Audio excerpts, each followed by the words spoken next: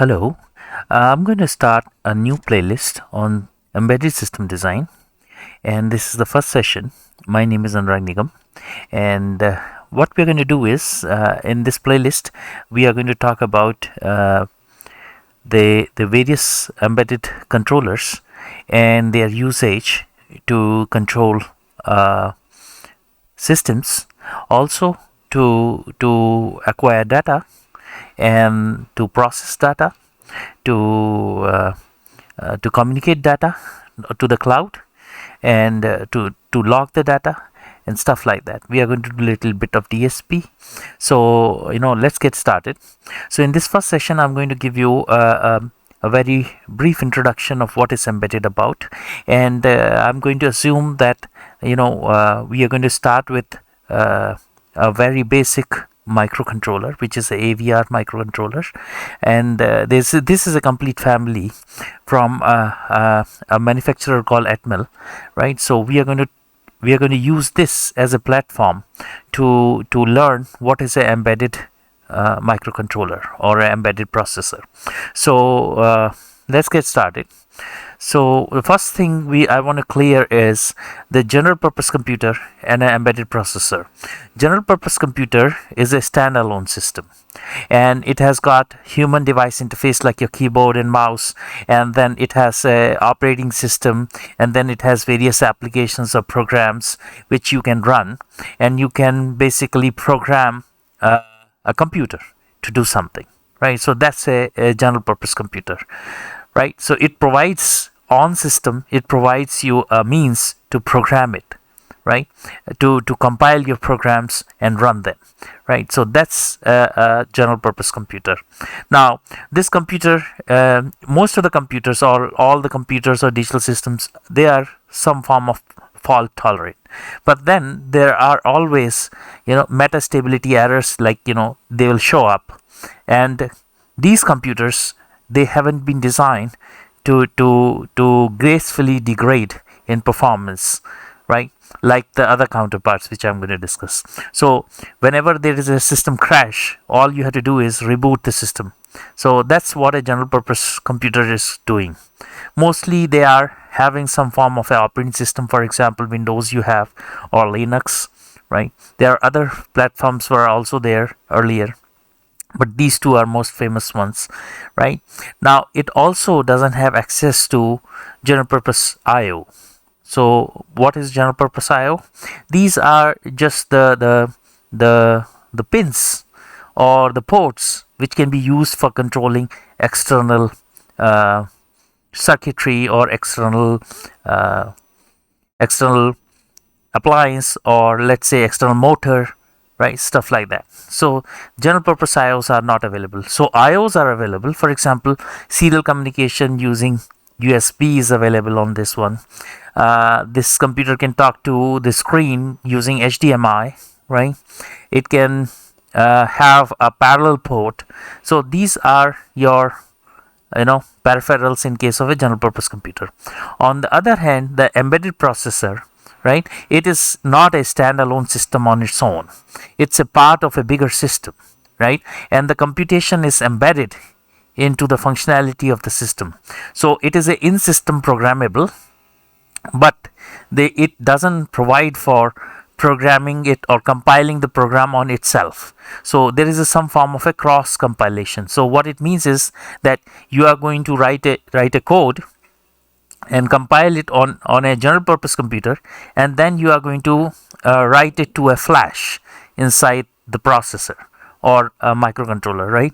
So you are going to program the flash using a programmer. So this is called a cross compilation. So you are writing program on a different system, but then you are burning the code in a binary format onto a flash, which is going to run the microcontroller, right? So that's an embedded processor.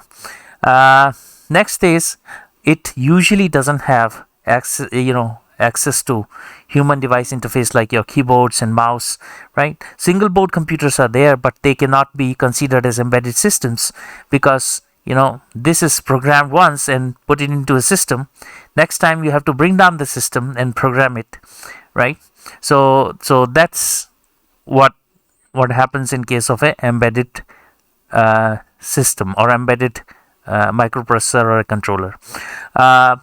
Next is whenever there is a fault, it just doesn't start working, because these embedded controllers are going to control a system which may be hazardous if it fails, right? So there has to be some form of a fault tolerance, or it has to be written in such a way that the quality of service can degrade before finally coming to a halt, and this provides enough time for an operator to basically intervene and correct the system. For example, in a production plant, okay, something is in the process which basically clogs the system, then there are indicators to an operator that something is happening, and you can the operator can intervene to correct it. So it provides you some time before it finally comes to a halt, right? So this is one of the important features of an embedded system, right? Operating system is optional. So there are different forms of operating system, right? So one of them, what you call a category of operating system called real-time operating systems. They are there in embedded processors, but they are not most of the time used. Most of the time it is timing critical, so OS is not there. Rather, the microcontroller is directly controlled through binary code, right? So that's the basic difference between a general purpose computer and a embedded processor or embedded microcontroller, right? So OS may not be present. Then it provides access to general purpose I/O. It also provides access to serial I/O, right? We are going to talk about various serial forms of communication, like SPI, serial parallel interface, I2C, which is basically two-wire communication, or it can be a UART, which is a asynchronous transfer. It's also a serial communication, right? So these are other forms of serial communication. USB is also a serial communication, and that is also a part of an embedded system. So this is a basic difference between a general purpose computer and an embedded processor. Now coming to processor and microcontrollers, right? So what is a processor? A processor is a computing brain. And what's inside the processor? Inside the processor there is a data flow or a data path, right? So if you give for example, two operands, and you have to perform some operation on that operand, that is done by the data path. So at the input you might have a mux, and the mux decides where the two inputs are coming from. Right at the left top you can see, and then one of the inputs is basically going to what is called the memory, what you call register file, right? So this is a register file. So any microprocessor has got X number of registers, right? And these registers are of certain width. Like for example, if you have an 8-bit processor, then the word length is 8 bits, but then you can have 32 such registers in the register file. So register file basically stores the inputs from the programmer. Also, it can also receive the outputs which are saved back into the register file. So there are two inputs at the top of the mux and one output. That output is going to save it into a register file. Now register file has got two ports. Mostly it's two ports, port A, port B. One of the ports supports a deviation to the path, which is it can go through a multiplier. It can, well, you can do a barrel shifter here, not just a multiplier. You can do a barrel shifter, and that barrel shifter, so one side will be one word, the second word will go through a barrel shifter. What it means is, what is a barrel shifter? You can shift the bits of a word X bits to left or right with circulation, or just feeding in zeros and ones. So you can do a shift operation, right? X number of bits can be shifted left or right, right? So that's a barrel shifter. So a barrel shifter may not be there, may not be utilized or may be utilized, right? And then you can have port A and port B. The port B can go through shift, and then the two are fed into a arithmetic and logic unit. And as the name says, it does arithmetic, that is addition, subtraction. It can do logic, like you can do a x, you can do a or and XOR, and you can do n functions, right? So ALU can do that. Now this ALU cannot do multiplication. Now in that case there may be a multiplier, right? Instead of ALU there may be a multiplier and then a mux, and then you can also have a shift register, okay, for a serial or parallel, for parallel in serial out or serial in parallel out, or just a shift of parallel word, and then the shifted result or unshifted result can go back into the register file. The output can be controlled by a buffer. So this is a data path, right? So in this session I'm just going to clear some of the terminologies. Now this data path is going to operate under the control of a control unit. So over here you see a control unit. That control unit is nothing but a bunch of state machines or finite state machines, right? Now what do finite state machines do? Basically this is a form of machines which have n number of states, and it's a fixed number of states, that's why it's called finite. And then state basically is there are variables inside that FSM or finite state machines that can assume a certain value, right? And a set of values to all the state variables is a state, right? So there can be n states, right? If there are m variables with n states, then you can have a finite state machine. So basically if you do any computation, you are going to, what you are doing is you are putting in motion a finite state machine, and that finite state machine is controlling the data path, right? So this is the basic operation of a processor. A data path is under the control of a bunch of finite state machines known as control unit. Now if you select one of the finite state machines, which means you have selected one of the operations to be performed in the data path.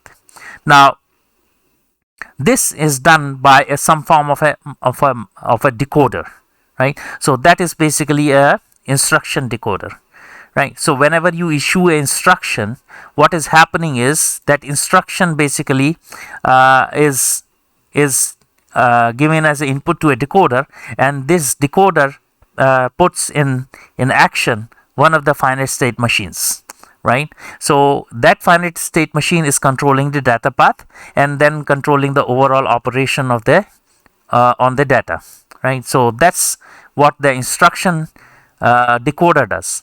Now before the instruction decoder can work on an instruction, the instruction has to be fetched, right? So inside this there is a program flash, you can say, which we'll come to later on, in which all the program is stored. So what do you mean by program being stored? The program is in form of sequence of instructions, right, one after the other. So it's a list of instructions. Do this instruction, then the next instruction, and then the next instruction. So what it means is that microprocessor is a form of a serial machine. It's not a concurrent machine, right?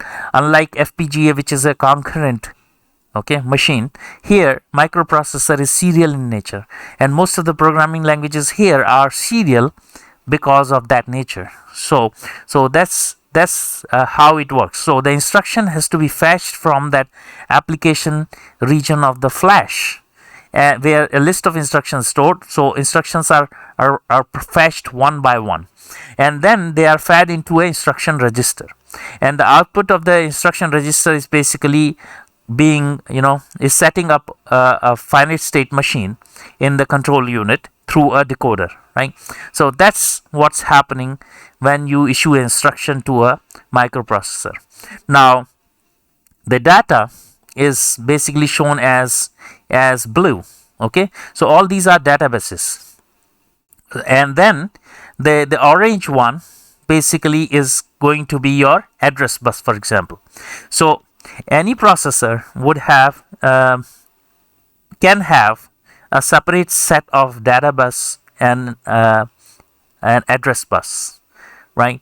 And such a architecture is known as Harvard architecture, right? Now, if in earlier microprocessors, they used to have a common bus system for address as well as data, that was known as von Neumann architecture.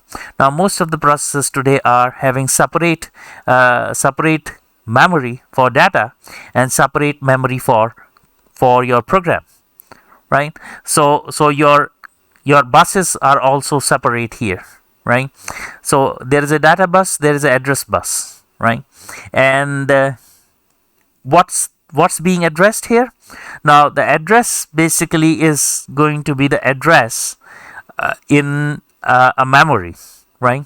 So usually what is happening is the program is stored in a flash, which is very slow, and then a portion of a program may be fetched into a SRAM or a static RAM, which is faster, right?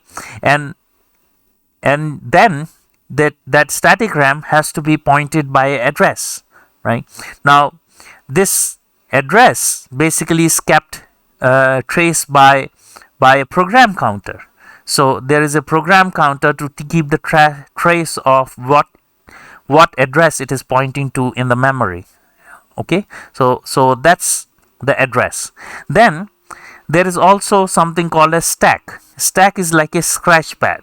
It also is a form of memory, and the memory is basically addressed by a stack pointer, right? So these are your addresses which are going to be running on the address bus, and then the operands on which the instruction, there is an instruction to operate on two operands, for example, or a single operand, then that would be running on the data bus. So if you have these two separate, it will be called Harvard architecture.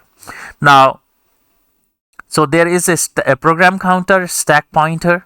Then it also has got what is called cache. Now, these are mechanisms to make a processor faster. So what's happening is, if the memory is away from the processor, for example, a flash is away in terms of, it is slower, right? And then the instructions or the data is fetched into cache first, and this cache is like intermediate memory which is tightly coupled to the processor, and cache is usually faster than the flash. So program and data is fetched into iCache or a dcache, right? And then there are different levels of cache also. You can have a L1, L2, L3. So L1 is the closest to the processor, while L2 is farther away, L3 is even farther away, right? So this is what's going to happen,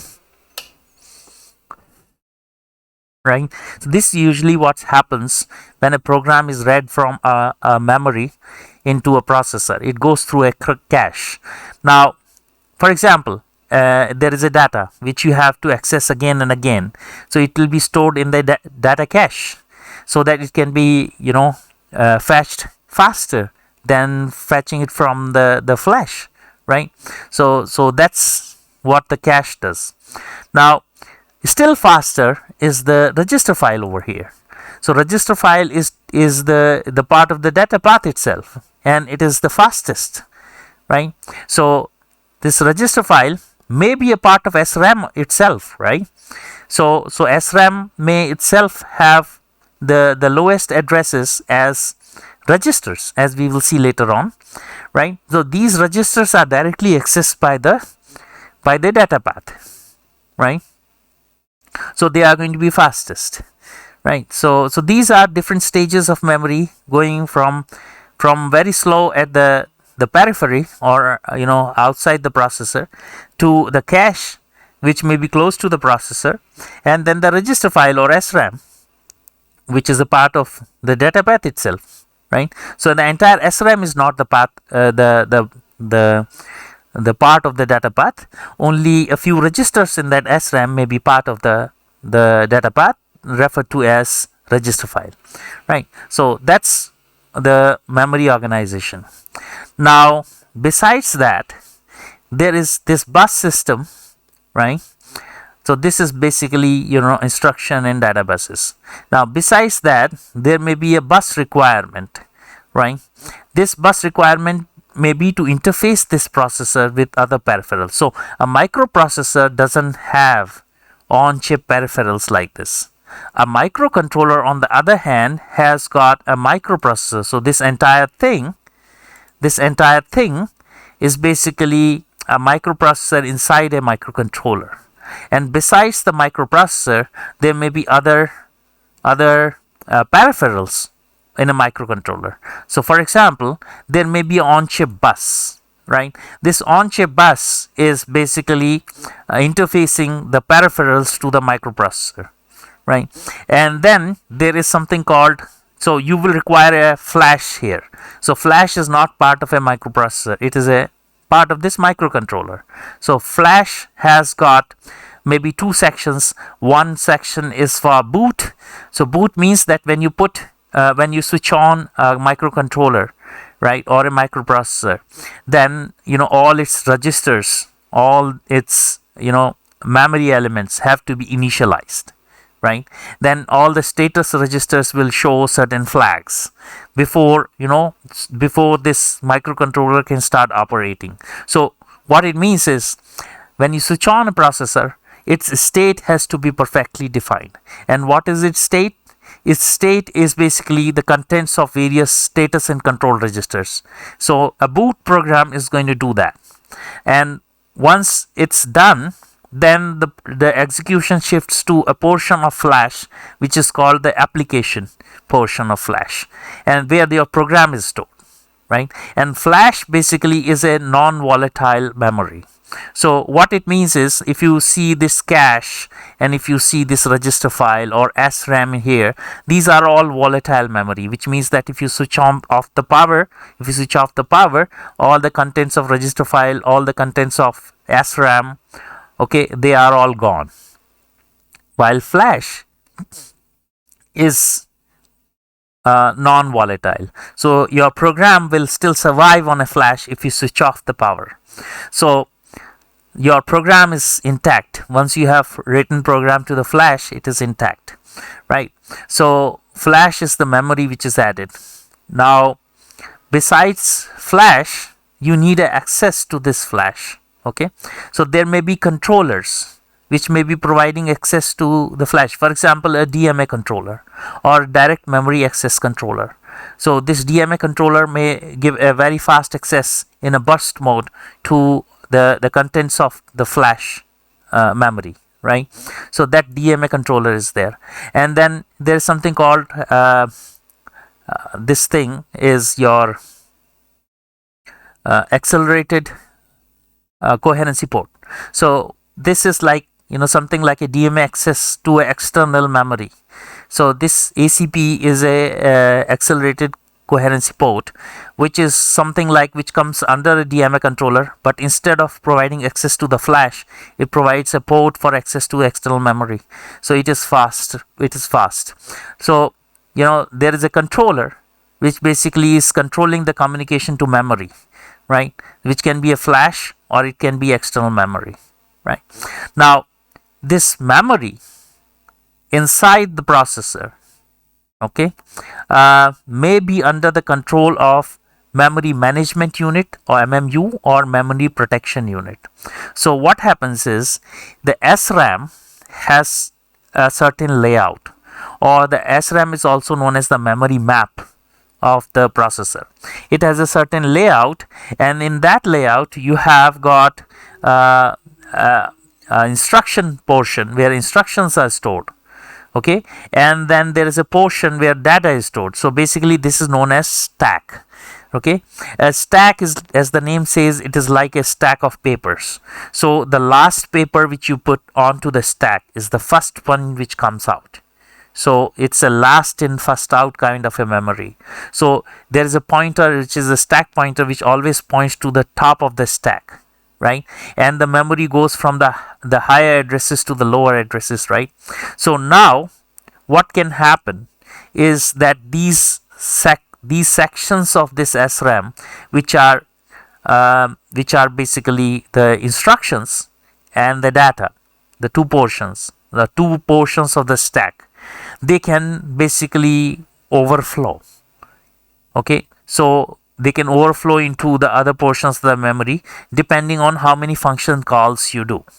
Right now, there has to be some indication that you are exceeding the limit of a stack. So that would be a memory protection unit that will basically tell that, okay, you have utilized your SRAM completely, or your stack is full. Okay, then there is something called memory management unit. So what it means is that if the stack is full, then I would be able to page in. So I can page out what is on the stack and then page in a fresh, portion of the instruction. So basically, entire program may not be stored, or you may be able to swap some sections of memory of SRAM, which is known as page. So basically, you are able to do paging, and then the addressing becomes relative to a page, right? So this is referred to as virtual addressing. So if you can do virtual addressing, then you require what is known as memory management unit, and this memory management unit allows an OS or operating system to run on a microprocessor. So for OS to be there on a microprocessor, you are supposed to have a memory management unit, right? Now, some of the RTOS, okay, may be running with something with just a memory protection unit. It is also possible, right? But usually for a full-fledged OS, you will require something called paging and virtual addressing. So you will require what is known as memory management unit. So this is a part of a microcontroller, memory protection unit or memory management unit. Now, besides that, a microcontroller allows you something called trace and debug. So basically, if you write a code, you should be able to see the contents of various registers, right? So that you can debug your code. So that facility is there in a microcontroller, which is trace and debug, right? So this trace and debug technology is built into a microcontroller to be able to step through your code and see the contents of registers. So this helps you in debugging. So that's also a part of microcontroller. Next is you have a set of timers, right? Most important of them is what is known as watchdog timer. So what is a watchdog timer? So what happens is, if the process is under the control of operating system, so whenever there is a function call and there is an execution, the execution would return to the operating system, right? So basically, operating system basically spawns threads. Okay, so if there is a program, there is one thread which is known as the main thread. So that's the first thing it is going to do. Okay, so OS will pass the control to the main thread of a program, and then main thread may start other threads. Okay, what is a thread? Thread is nothing but a sequence of a sequence that a program follows. That is a thread, right? So this is what happens in case of a OS. Now, in case of a microcontroller where there is no OS, okay, so if your program is operating on a set of instructions and that instructions comes to an end, then whatever follows in that memory, it is going to fetch and just execute. So this will be processing garbage, right? So in non-OS scenario, okay, processor may be busy doing garbage stuff. So basically, it is not under the control of the program anymore. So to avoid it, okay, the one way is what is known as watchdog timer. So what watchdog timer is that the timer gets reset programmatically. When you write a code, you include some things to reset this watchdog timer. So the watchdog timer is continuously reset by your code to make sure that you are inside your code, which is meaningful, and the processor is not processing some memory locations which is garbage, right? So if it is under intelligent control, you insert in resetting of this watchdog timer, right? And if it overflows, that means that the program didn't have a control, which means that it was not executing the program, it was executing some garbage, right? Because watchdog timer overflow. So if overflowed means that the reset was not done in time, right? So this watchdog timer has the duty to keep your execution of your microprocessor in your intelligent code, not run into a garbage locations in memory and process garbage, right? So what does it do? If watchdog timer overflows, then the microprocessor is reset. And what do you mean by reset? Basically, you will come to the stage 1 where all the registers are in a known state. All the control as well as status registers are in known state. So that's what a reset will do, okay, so that the overall process can start again, right?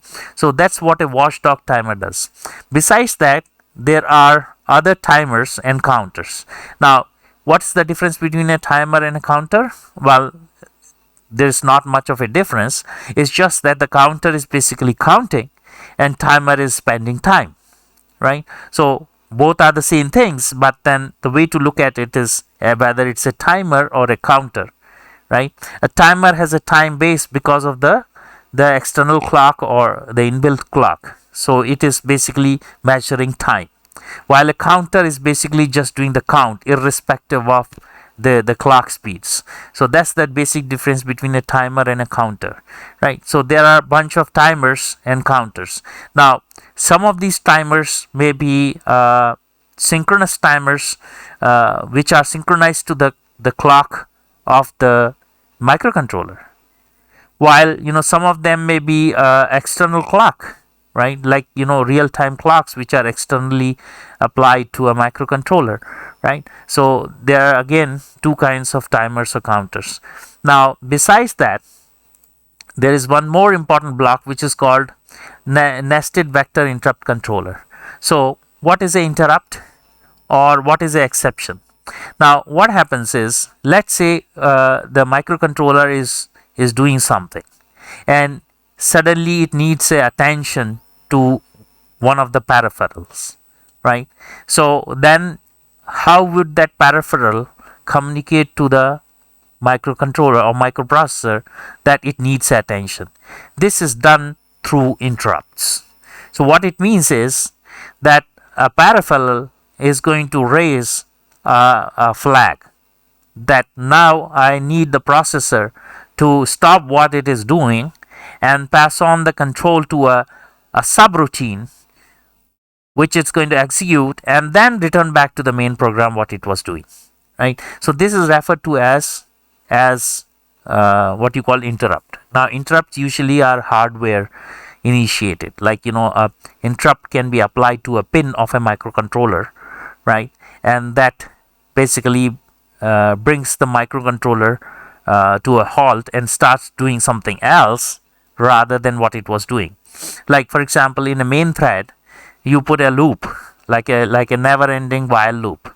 Now, the one way to come out of that never-ending while loop will be to issue an interrupt on one of the pins. Then the microcontroller will stop that main thread and will do a subroutine.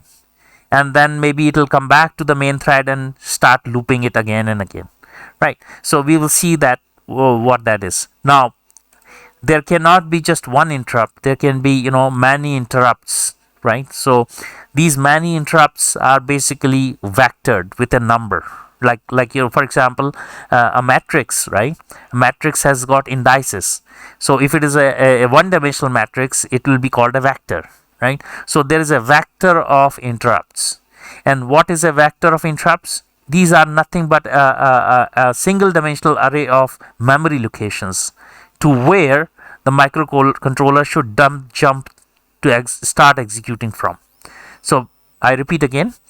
So this interrupts are nothing but they are a list, or they are a array, a single dimensional array or a vector of memory addresses of subroutines.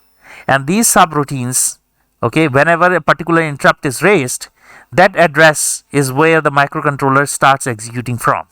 And before that, it's going to take all the registers.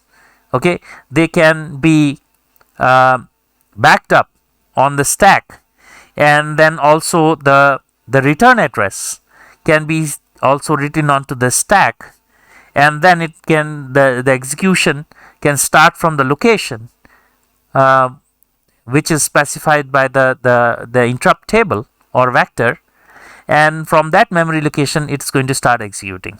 So this is how the interrupts are handled.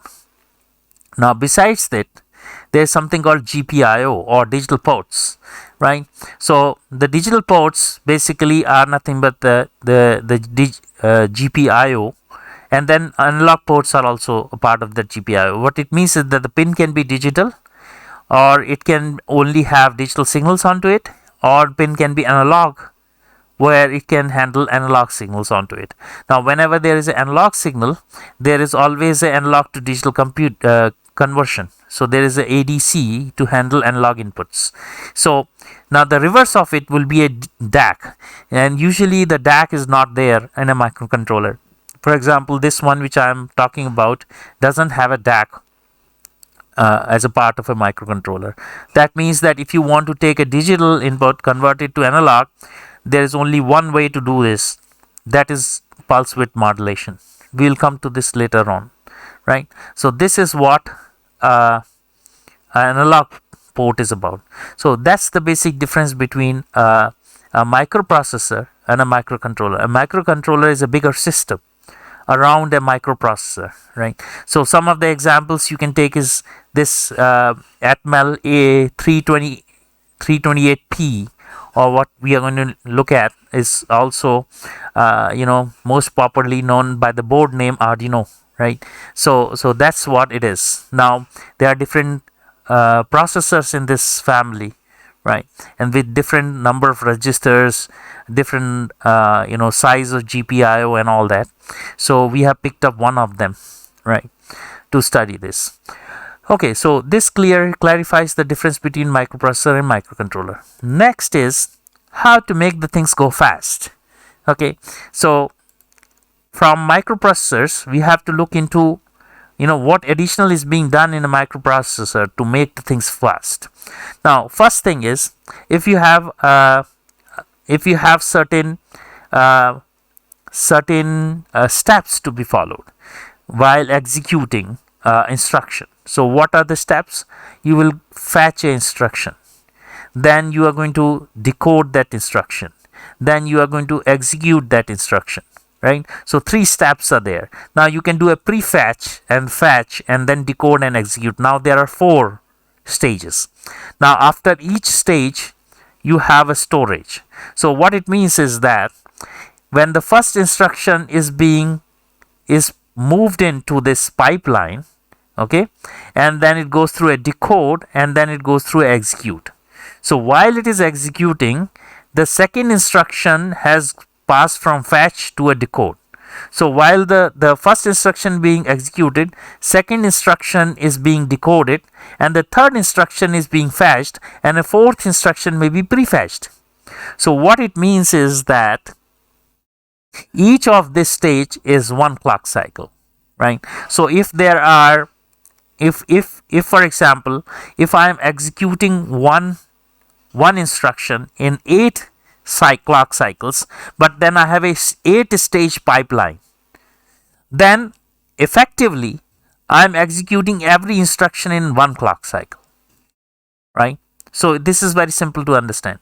So because we are doing it parallelly now, right? So when one instruction is being executed, the other instruction is being decoded, and yet another instruction is being fetched, and yet another instruction is being prefetched. So these are 4 stages in the pipeline. So 4 instructions are executing at once. So even if one instruction is taking 4 cycles, 4 instructions are executing together, that can be counted as 1 instruction per cycle, right? So what it means is that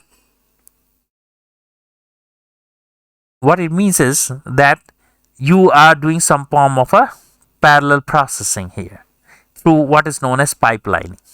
Now, problems may come into it. Now, let me tell you this. There are 4 cycles for an instruction here. Let's add 2 more. Okay. So there is something called a prefetch also. Okay. So let's say that there is something also called a prefetch. So there are now 4 clock cycles. Okay. For an instruction, there are 4 clock cycles. So what it means is that internally in a control unit, there is a state machine, right?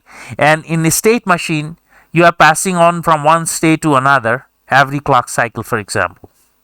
So that means if there are 4 states in that machine, right, then you are going to take 4 clock cycles minimum to execute instruction. So the finite state machine has a fixed size or fixed number of states, right? Now, for all instructions, if it is the same, for example, here, if all instructions are such that they consume 4 clock cycles, then this would be called a RISC machine or reduced instruction set machine. While if the state machines inside the control unit are taking different states, different number of states for different instructions, that will be called a CISC machine. So that's the difference between RISC machine and a CISC machine. CISC is complex instruction set, right? Okay, so this CISC is a complex instruction set, while RISC is a reduced instruction set. Now, a reduced instruction set means that you take a large functionality and break it up into smaller functionalities. Each functionality is taking a fixed number of clock cycles. That means that the number of states in a state machine are fixed. Then that will be called a RISC machine. While a CISC machine is the one which is going to take variable number of clock cycles per instruction. So this is more complicated or complex. So CISC processors are going to run slower compared to RISC processors, because RISC processors are having fixed number of clock cycles per instruction. Now that is also advantageous in case of a pipeline. How? So for example, your pipeline has got it's a RISC machine, okay, 4 clock cycles per instruction and 4 stages in pipeline. That means that the clock speed and the instruction speed is the same. Okay, so if it is 1 megahertz, then you are doing 1 mega instructions per second. If it is 16 megahertz, you are doing 16 mega instructions per second. If it is 20 megahertz, you are doing 20 mega instructions per second, right? So that's what a RISC is doing. Now let's assume a scenario that you have filled in the pipeline. Okay, so instruction 1 is over here, instruction 2 is here, instruction 3 is here, instruction 4 is here. Now let's say that suddenly an interrupt comes in. Then this pipeline has to be flushed, and that means that you have lost all the clock cycles, because you have achieved a certain state by filling in the pipeline that has required certain clock cycles. Why? Because when the first instruction came in, it passed on 4 cycles to reach the end, which is execute, right? So these 4 cycles are wasted whenever you do a jump, or whenever you do a interrupt, or whenever you do what is called an exception, or whenever you do a function call, right? So when this happens, then the entire pipeline has to be flushed. And when you flush a pipeline, you have lost your clock cycles. That means that the processor isn't efficient. It has lost, some of the clock cycles. Now, what is the alternative for that? The alternative for that is you can do a out of the order issue of instructions. That means that if you know that branching is coming, but then you can do certain instructions before the branching comes in, so you will propagate them before the branching happens, for example. So basically you can order your instructions, so the instructions issued to the pipeline can be out of order, right? And a microcontroller or a processor is going to decide what should be the order of issue, right? So this is out of order issue to a pipeline, right? So this is one of the methods to save those precious clock cycles. Now the other method can be, you can have two pipelines, for example, right? So there is an arbiter which is deciding where the instruction goes, whether it goes to pipeline 1 or pipeline 2. This is also referred to as hyperthreading. Now, when you have heard, like, you buy an Intel processor, you have got, 4 core, 8 threads, or per core there are 2 threads. So what it means is that there are 2 pipelines here, and there is an arbiter which is deciding the instruction is going to which pipeline. So this is form of a parallelism here. So this is called hyperthreading, which you will see in most of the CISC processors. You will see something called hyperthreading. In RISC processors, you will not see this hyperthreading. Okay, so this is one of the way of parallelism in terms of 2 pipelines. Now there is yet another way of parallelism which is known as data parallelism. Like, for example, one instruction is operating on 2 operands.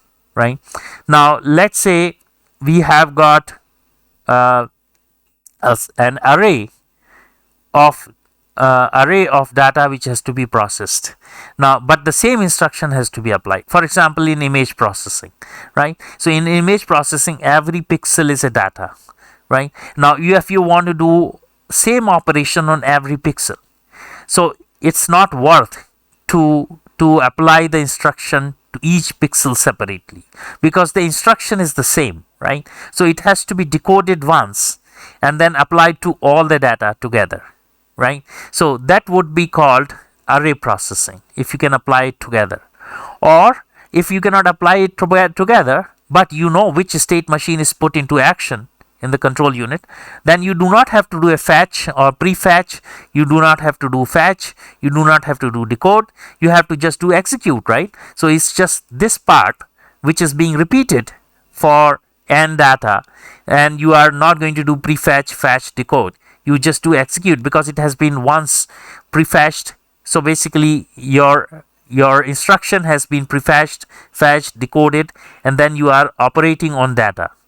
Okay, is execute. So you do not have to do this again. You can directly do execute. Your instruction is decoded once, and the execution is put for all the data one after the other. So this is called single instruction multiple data, right? So this is another form of data parallelism. Now there are other ways of making this fast.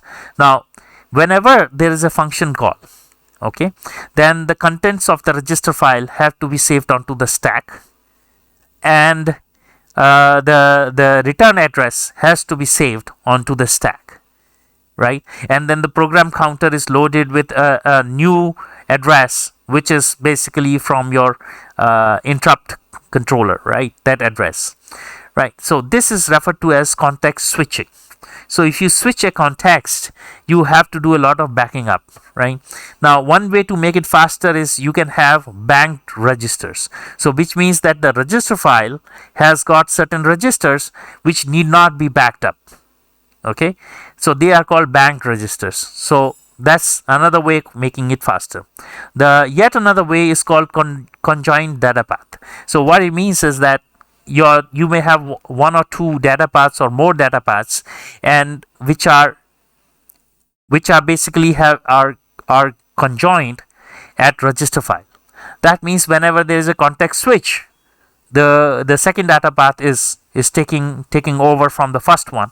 So the first one goes to serve the subroutine, but the second one is still serving the main program. Okay, so this is also a form of parallelism which was explored earlier, which is called conjoined data path. So that's one way. The other thing is what is called latency. Latency means that how much you have to wait before something is executed. Okay, so this thing can be improved through cache, right? And there are different levels of cache: L1, L2, L3, and then there are iCache, instruction cache, and data cache, which may be separate. So there are different forms of parallelism. Okay, so this concept, just this 3-slide concept, is going to apply to different processors. Maybe in ARM you may see different modes, right? And then you should know which mode is doing what, right? What is allowed in which mode, right? So that's there. Now there is another requirement from a processor, which is called the memory footprint, right? Which means that how much memory my program is consuming. So if you want to minimize that, you might have a word length which may be variable. So what I mean by that? So for example, in a 16-bit processor, I might be using two 8 bits, okay, of instructions.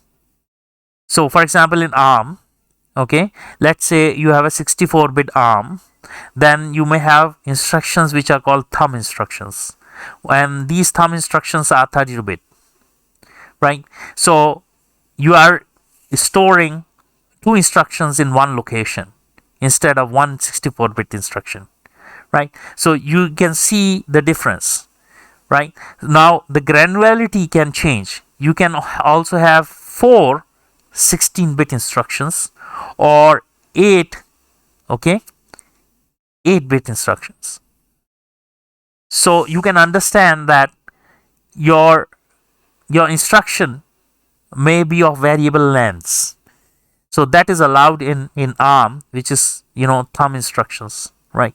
So when we study ARM, we will study all this kind of stuff. So memory footprint also becomes very important. And why it becomes important? Because most of your embedded processor controllers, they are very low on memory, and that means that everything what you store there has to be compact. So that's why this has been done. Okay, now let's shift our focus to first processor which we are going to start. So that is called AVR microcontroller 328P, and P is for pico power. So it's a very low power, right?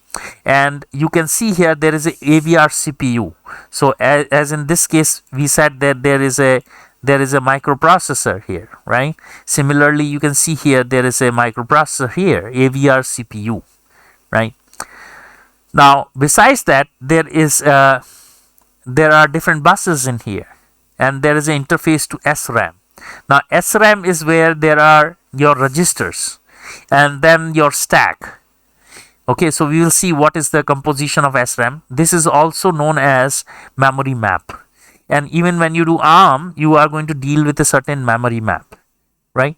So this register file is part of that SRAM, right?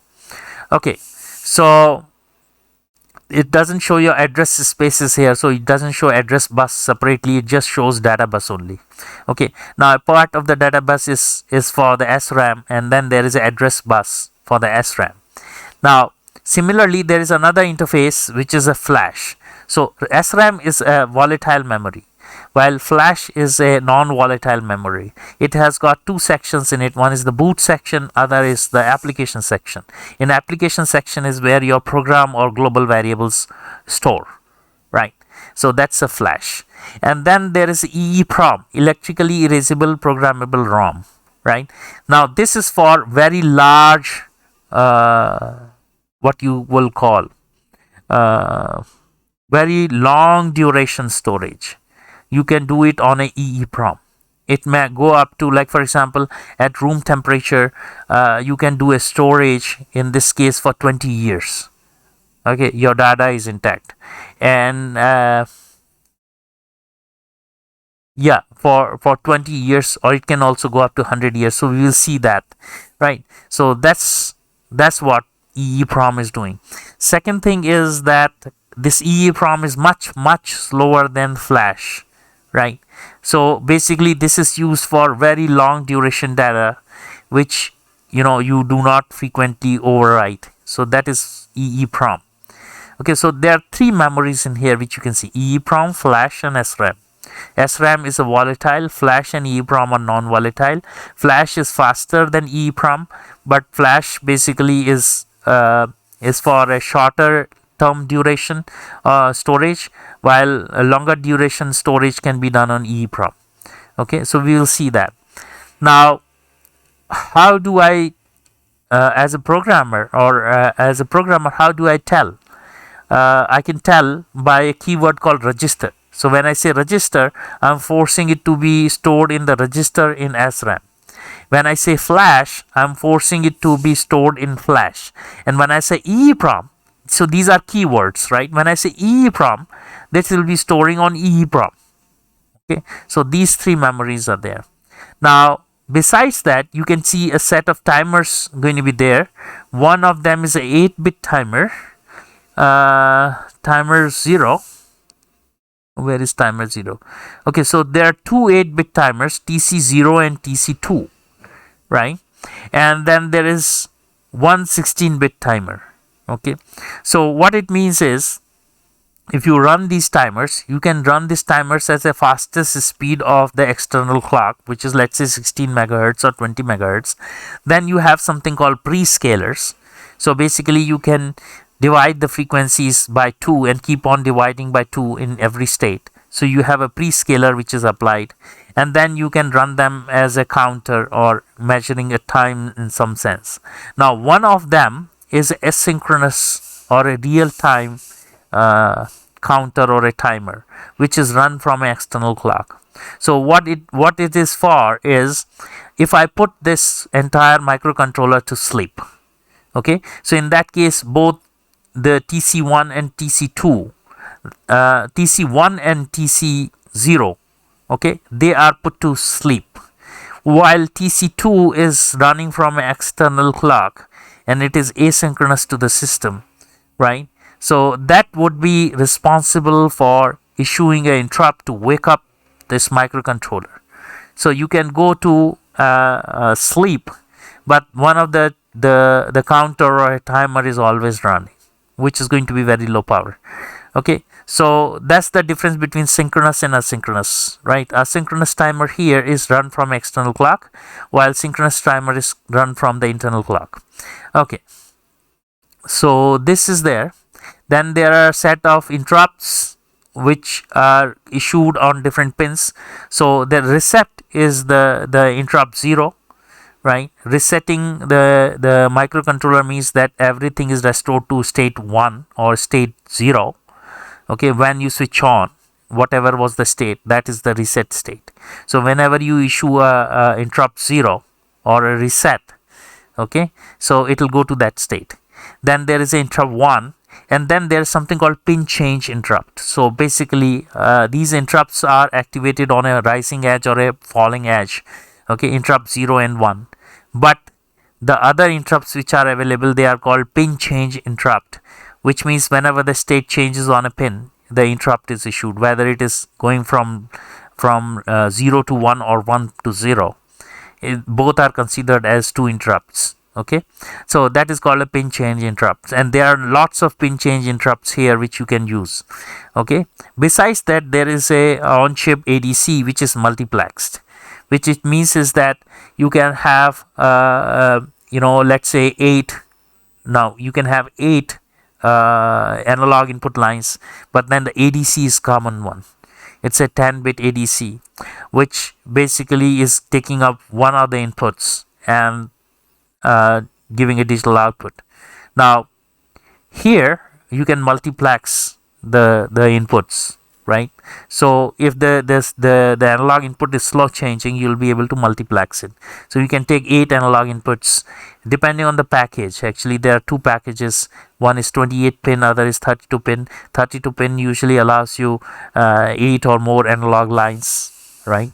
While 28 pin allows you 6 analog input lines, right? So that's what is happening here, right? And then there is something called SPI, serial parallel interface, and then there is something called your I2C interface here, and then there is a UART interface.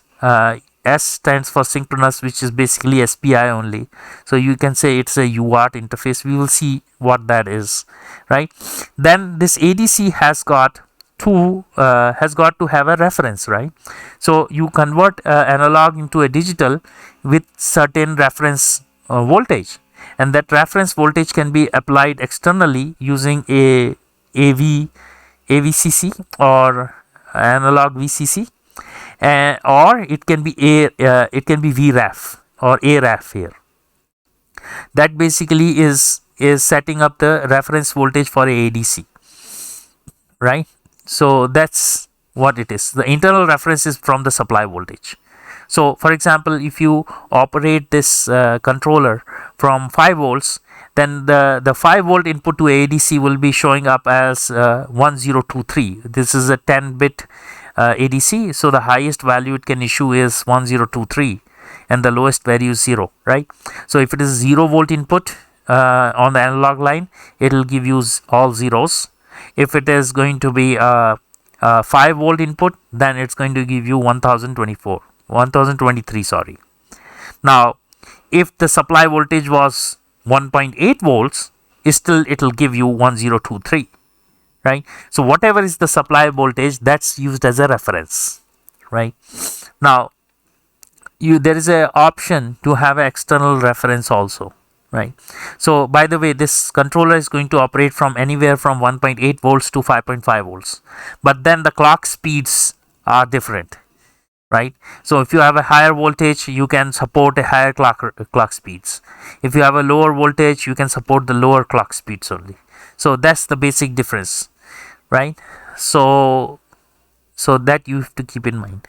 Then there is watchdog timer, then there is a clock, internal clock from external oscillator, which is a crystal, and then the oscillator sits on chip while the crystal is external, 16 megahertz, 20 megahertz, whatnot, right? So that's there. So the clock generation is done here. Then power management refers to, mostly to sleep mode or standby mode, right? So you can operate this in different modes, right? So that's that. On the IO side, you are seeing IO ports, which can be a digital or analog IO ports, right? And then there is some serial communication. So basically this explains you the block diagram of a 328P. Now pinouts, here you can see there are two packages. A dual inline package, it's a 28 pin.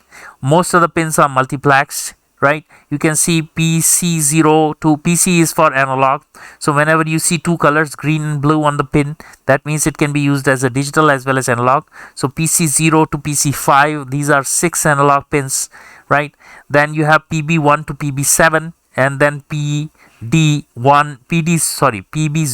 to PB7 and PD0 to PD7.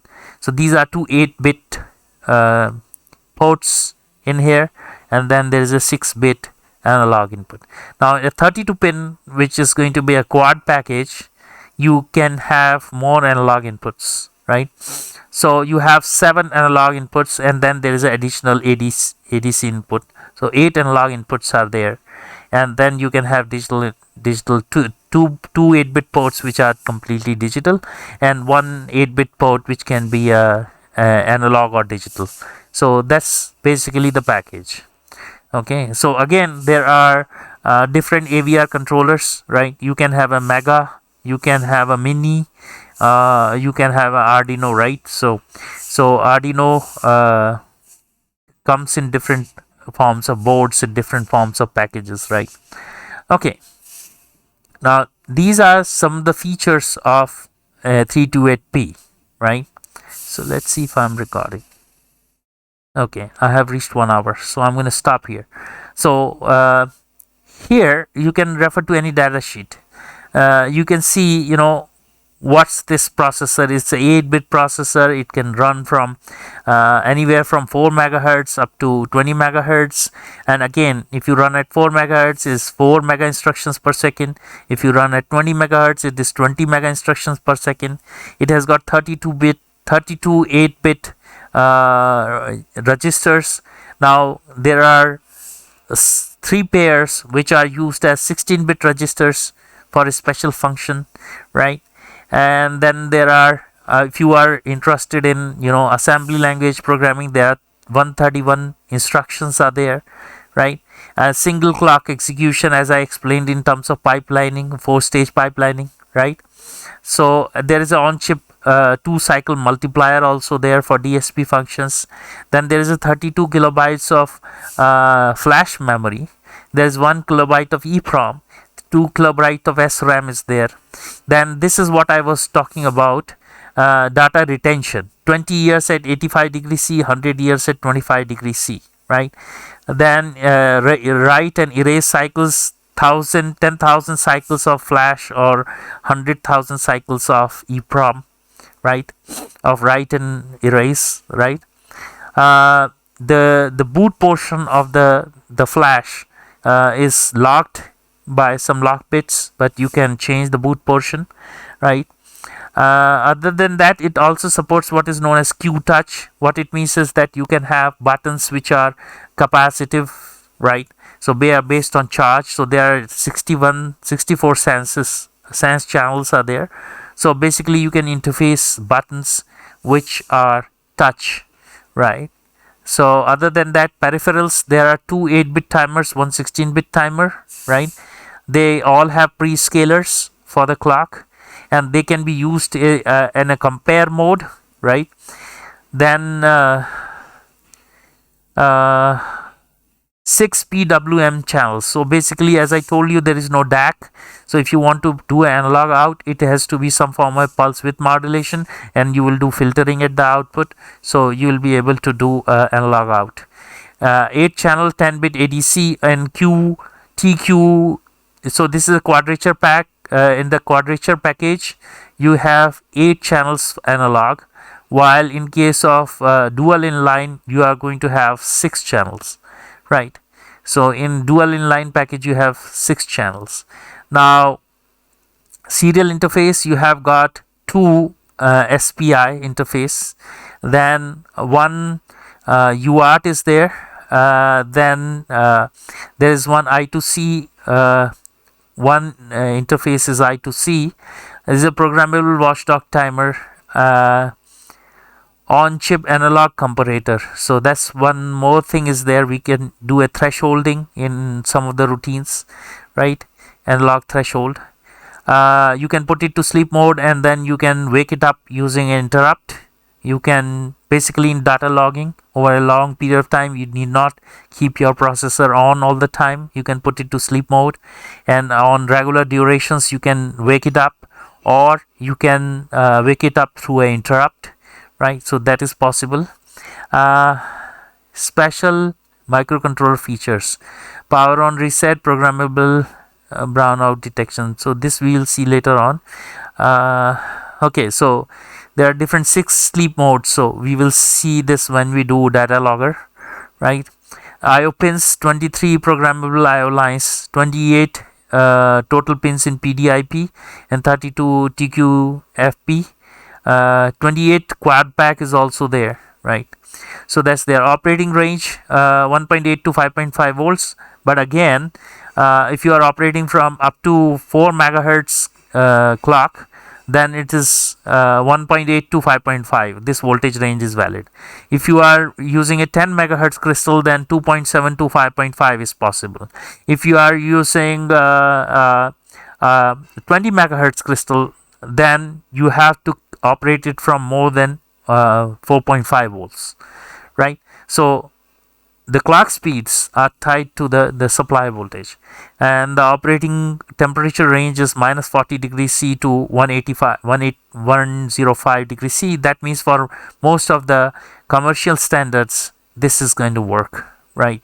Even for most of the military standards, it's going to work.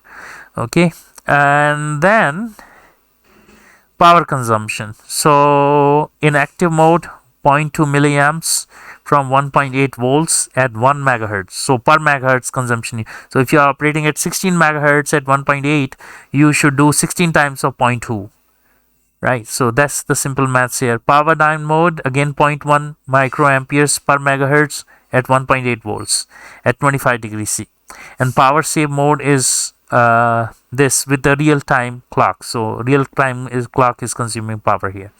Okay, so these are some of the features of this controller which I'm going to use, and I'm going to use C programming. So in next session, most of the stuff would be C, and how to use C program to program this.